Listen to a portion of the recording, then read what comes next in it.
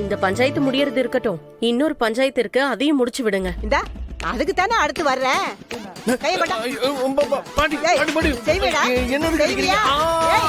செய்வியாடா ஏண்டா மெட்ராஸ்காரா, என் பேரனு நீ நகவு சதையமா இருந்துட்டு இப்ப என்னடா மூஞ்சிய தூக்கி வச்சிட்டு இருக்க?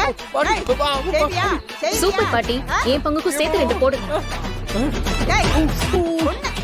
யாருக்கு சண்டை வந்தாலும் உங்க 2 பேருக்குள்ள வரலாமாடா?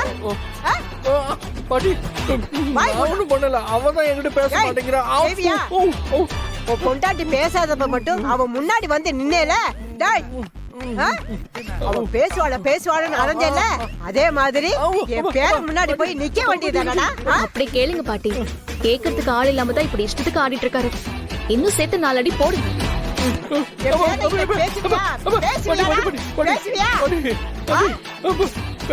பேரகிட்ட நீ பேசணும்.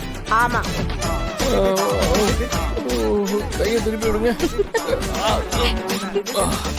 பாட்டி, தாத்தாவும் நீங்களும் எத்தனை வருஷம் ஒன்னா இருந்தீங்க? அதுவா, நாங்க 40 வருஷம் ஒன்னா தாண்டா இருந்தோம்.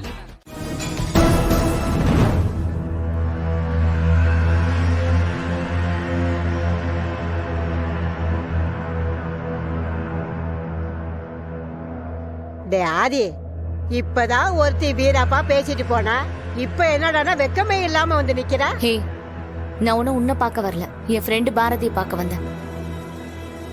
பாரதி, பாரதி, பாரதி. வாண்டாள், உட்காருங்க. நான் காஃபி போடல. அதெல்லாம் ஒண்ணும் வேண்டாம், இன்னும் கொஞ்ச நாள்ல விருந்தே சாப்பிடலாண்டி.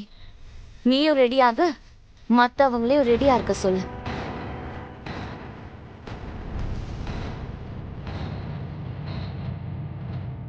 என்னடி குழப்பமா இருக்கா உனக்கு? ஆனா நானும் என் அப்பாவும் ரொம்ப தெளிவா இருக்கேன். அந்த அழகர் பேச்சை கேட்டு எல்லாரும் ஆடிட்டு இருந்தீங்கல்ல, இப்ப என்ன பண்ண போறீங்கன்னு நானும் பாக்குறேன். பாரதி, முதல்ல அவ எதுக்கு வந்தான்னு கேளு, வந்த விஷயத்த சொல்லிட்டு போக சொல்லு. சொல்லிட்டு போகாம இங்கேயே உன்ன மாதிரி பாட்டி மாதிரி டேரா போடுவேன்னு நினைச்சியா? ஏத்தா ஆண்டாளே, ஏத்தா தேவையில்லாம எதுக்கு பேசி நேரத்தை வீணடிச்சிட்டு இருக்க? பட்டுன வந்த விஷயத்த சொல்லிட்டு வார்த்தை கிளம்புவோம். பாரதி, வர முகூர்த்தத்துல எனக்கும் என் அப்பா பாக்குற மாப்பிள்ளைக்கும் கல்யாணம்.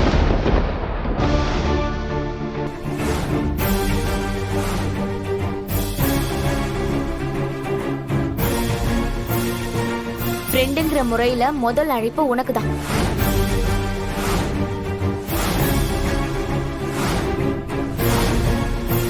என்னடி, உனக்கு என்ன பைத்தியமா பிடிச்சிருக்கு?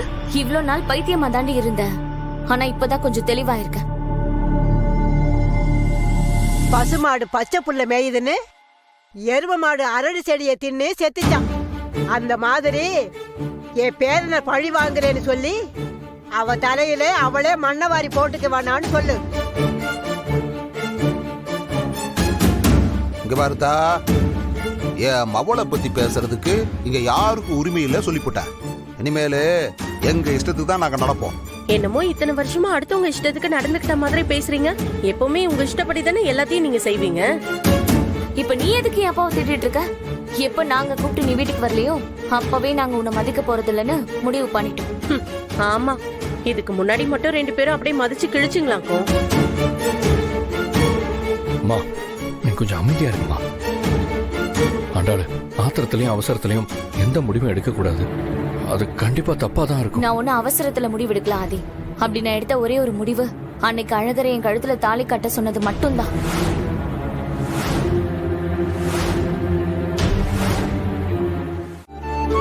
என்னாச்சு? ஏன் ஒரு மாதிரி இருக்கீங்க? எல்லா பிரச்சனைக்கும் காரணம் நான் தான். நீங்க என்ன பண்ணுவீங்க? ஆண்டாள் அப்பானால தானே இதெல்லாம் நடந்துச்சு. நான் அந்த அர்த்தத்துல சொல்லல. நான் மட்டும் உங்க கூட சந்தோஷமா இருந்திருந்தா ஏன் இப்படி எல்லாரும் நமக்காக அவங்க உங்க வாழ்க்கையை ரிஸ்க் எடுத்திருக்க போறாங்க? அப்போ எல்லாத்துக்கும் காரணம் நான் தானே. நீங்க ஏங்க அப்படி யோசிக்கிறீங்க? நாம நல்லா இருக்கணுங்கிறதுக்காக தான் இவங்க எல்லாம் இப்படி பண்றாங்கன்னா, இவங்க நம்ம மேல எவ்வளவு அன்பு வச்சிருக்காங்கன்னு நினைச்சு சந்தோஷப்படுங்க. என்னால அப்படி யோசிக்க முடியாது. இப்படி ஆண்டாள் வாழ்க்கை ஆயிடுச்சுன்னு ஒரு பக்கம் குற்ற உணர்ச்சியா இருக்கு. அட என்னங்க நீங்க? ஆண்டாள் அப்படிலாம் பண்ண மாட்டாங்கன்னு நீங்க தானே சொன்னீங்க. அப்புறம் எதுக்கு ஃபீல் பண்ணுறீங்க? ஆனா அவ அழகரை விட்டுட்டு வேற ஒருத்தரை கல்யாணம் பண்ணிக்க மாட்டான்னு எனக்கு தெரியும். ஆனா அன்னைக்கு அழகரை அவ கழுத்துல டக்குன்னு தாலி கட்ட சொன்ன மாதிரி இப்பவும் ஏதாவது அவசரப்பட்டு பண்ணிடுவானோன்னு ஒரு பயம் இருக்கதா செய்யுது. அப்போ நாமெல்லாம் எதுக்கு இருக்கோம்? விட்டுருவோமா என்ன? இந்த ஜென்மத்தில் நீங்களும் நானும் எப்படி புருஷன் பொண்டாட்டியோ அதே மாதிரி தான் அழகரும் ஆண்டாலும் புருஷன் பொண்டாட்டி. இது என்னைக்கும் மாறாது பாரதி. தேவையெல்லாம் மனசை போட்டு குழப்பிக்காதீங்க. ஏன் நமக்கு மட்டும் இப்படி ஒரு வாழ்க்கை? நீங்கள் என்ன சொல்கிறீங்கன்னு புரியல. ஏன் எல்லாரும் மாதிரியும் நமக்கும் ஒரு நார்மலான வாழ்க்கை இல்லை? நான் உங்களை லவ் பண்ணி நீங்க என்ன லவ் பண்ணி நாம 2 பேரும் கல்யாணம் பண்ணிக்கிட்டோம். மற்றவங்க மாதிரி சந்தோஷமா இல்லாம ஏன் இப்படி நமக்குள்ள மட்டும் அடிக்கடி இவ்வளோ பிரச்சனை வருது?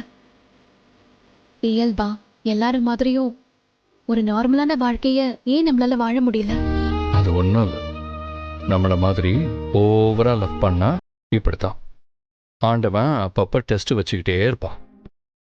ஒவ்வொரு டெஸ்ட்லையும் நம்ம பாஸ் பண்ண நம்ம லவ் இன்னும் ஸ்ட்ராங் ஆகும். இந்த மாதிரி ரூல்ஸ்லாம் இருந்துகிட்டே இருந்தா என்னைக்குதான் நம்ம ஒழுங்கா வாழ்றது? அந்த டெஸ்ட்டுக்கு பேரு ஒழுங்காக வாழ்கிறது தான். நமக்குள்ளே வர்ற சண்டைக்கு என்ன காரணம்னு நினைக்கிறீங்க? வேற என்ன காரணம்? என்னோட முன்கோவமும் முட்டாள்தனமும் தான் காரணம். இல்லைங்க.